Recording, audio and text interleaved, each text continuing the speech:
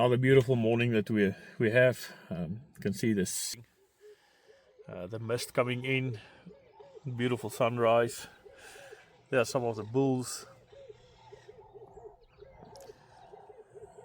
It's just so wonderful every morning it's a blessing to be able to experience nature and just listen to the birds and just take it all in. Update. So we had a lot of rain, so we're not cutting beans at the moment, and we're waiting for the weather to clear up. But unfortunately, it looks like for the next 7 to 8 days it's going to be continuous rain. The sun's out now this morning, but the thing with beans, you don't even take a water bottle to the fields because they will catch moisture.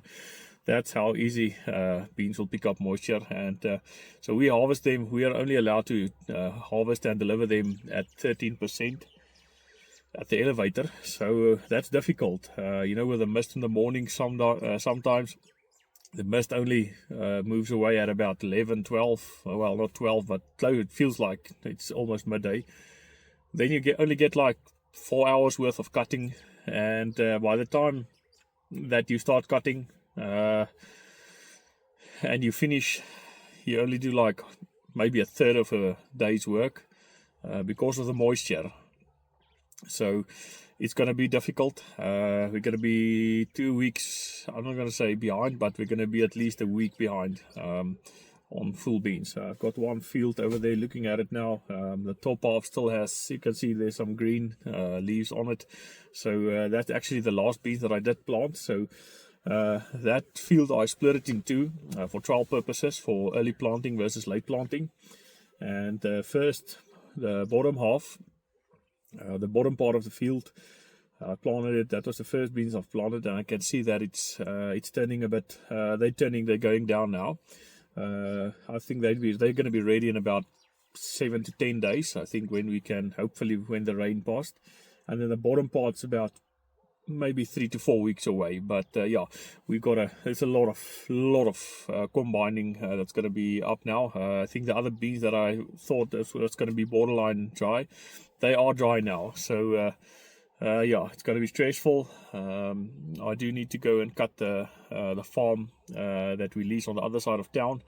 That's about 32 kilometers there, but at least there's proper beans. So, but they're the ones that I wanted to cut yesterday. I think they are dry. So, but like I said, for the next 7 to 8 days, the weather forecast does not look good for cutting beans.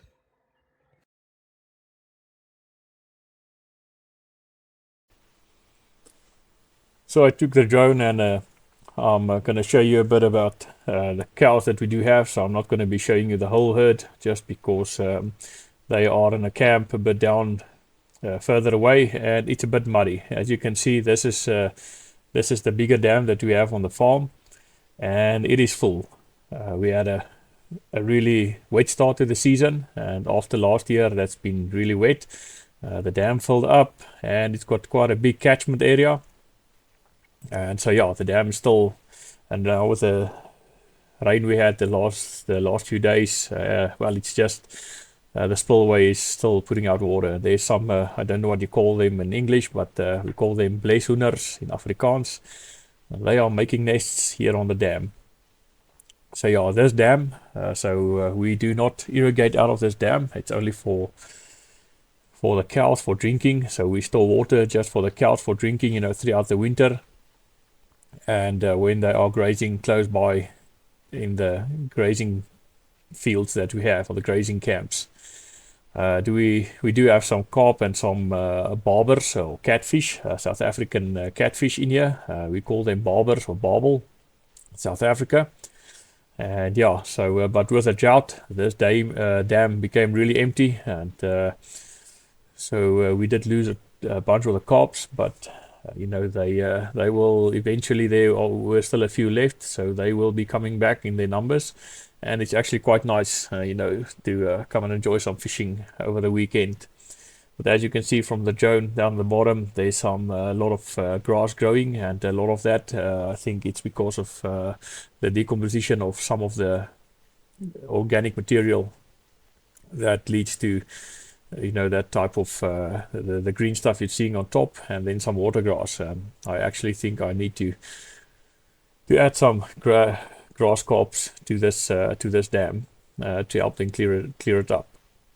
Yeah, so this is the cows that we have, our beef herd. So it's mainly so we have Beefmaster cows, and then we crossbreed them with either Beefmaster bull or with now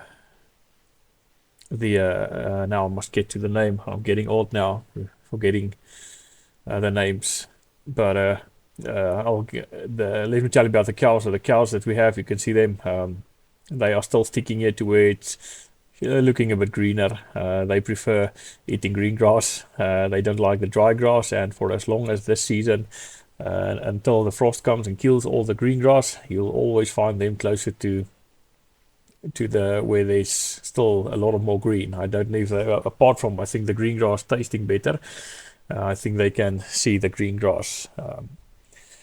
And you can see the water behind in the middle here. The water is still flowing from some of the dams upstream, so all of them are full. It does create a few challenges, these wetter, lower lying regions. Sometimes, with the hooves, you need to check the hooves and see that they do not get the hooves become too soft and get deformities. But these cows that we have, they are quite hardy. The only thing that they have not learned yet is to get accustomed to drones. You can see them running away as they the drones. I'm not going to scare them anyway. So, but what we do with it, so we've got a breeding season. The bulls are out now, and then when the calves arrive, well, they are, all of it is they wean at about 230, 240 kilograms. So we just raise them up all the way till there, and then the cows recover from that, and then we breed them again. So it's like a yearly thing. And then the weaner calves, so we sell them to feedlots, even though I'd like to start feeding them myself. They're just flying over the drone. I was checking and just seeing the amount of grass. So this is a shallower side of the dam. You can see a lot of growth beneath the water, and then as it goes deeper, you'll see on the edge it just stops. So I just did like a flyby like this. So the rest of the herd, the big herd, is down further away, down to in the flay area, like we call it. And there's the old spillway of this dam. So this dam, a few years ago, there's like like a storage dam.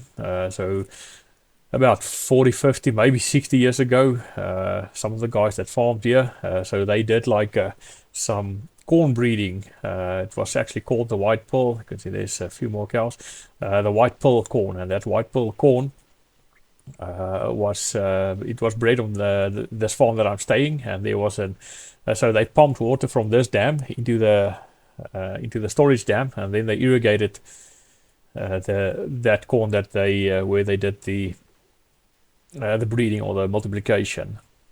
So, but yeah, you can see it's quite wet, and I was just scouting to see if I could maybe see some of the problems that we do face with, farming cows or sheep. So I don't farm sheep anymore because of the theft. If I have to keep a sheep here, it'll be stolen within a few days. But one of the problems that we have, or not problems, well, it can be a big problem or challenges, is it's the jackals. And I was just checking to see if I could maybe see one running around. There are some holes on the old spillway. I don't know, we call it the spillway wall. And as I'm flying in with a drone there, you can see the holes. So these holes, a lot of time, it's either going to be some porcupine staying in there, but I know these ones, they've got jackal in them. I do not like to to hunt these jackal or predators because they are a problem, but they also do their good. They do catch some of the mice in the fields that are those rodents eating up the soybeans and the corn. But yeah, they also, unfortunately, they do catch the odd calf now and then. But I think at the moment there's still way too much rodents and stuff for them to eat. But when winter comes, usually when the cows go into calf, or especially the heifers, they will just go and kill. They'll catch a calf and eat it. They like me, they like their meat. So yeah, unfortunately, didn't see any of them. I also do think they might be scared of the drone. They can hear it. They are really as sly as a fox, like they say, as so scalm soos 'n jakkals in Afrikaans. And yeah, but yeah, they will actually see here where the cows will. These footpaths, when they come to drink, they will, a lot of times they know the cows with the calves. It's almost like Lion and Kruger. They'll come there and they'll even, I don't want to say ambush them, but they know they are quite a nuisance. So, but yeah, that's it for the cows for now. I will do a proper video the other day when maybe we work with the cows again, and just an overview on the dam. And here is some of my corn just next to the dam here. And the first one in the center now, that's one variety, showed a lot of promise the previous 2-3 years, but this year just fell out. This is a new decal variety, 11042. I'll have to put the combine through to see what it's going to do. Looking at the tissue tests and the way it filled out, and I think the overall feel to it, there might be something in it. And then from center now, you can see a bit shorter corn.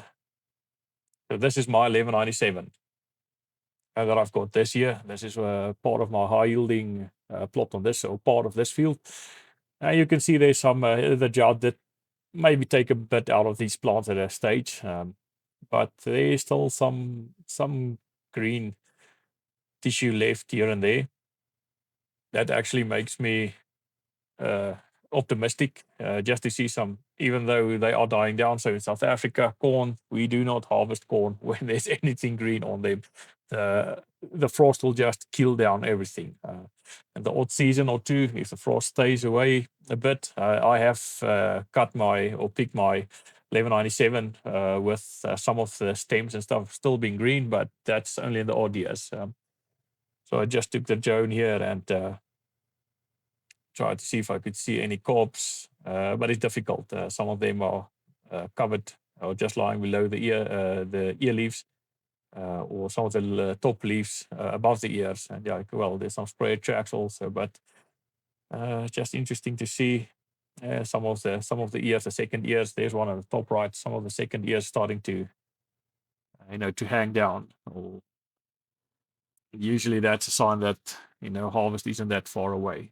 So, but yeah, this is the overall look to this field, and there's a lot of variability. So this is a 207 acre field, and there in the distance, so 1 year, well, you see there's my truck to the side, and then there's like you can see that strip of corn. So that's another variety, but you can see the burnt up corn next to it. So one season I took a product that they asked me to trial, and ever since we applied that product in that part of the field, I think I damaged my biology quite a lot. So, but now that variety strip that I put in there, it seems to me like that might be the answer to overcoming that challenge. And yeah, that's about it for this video.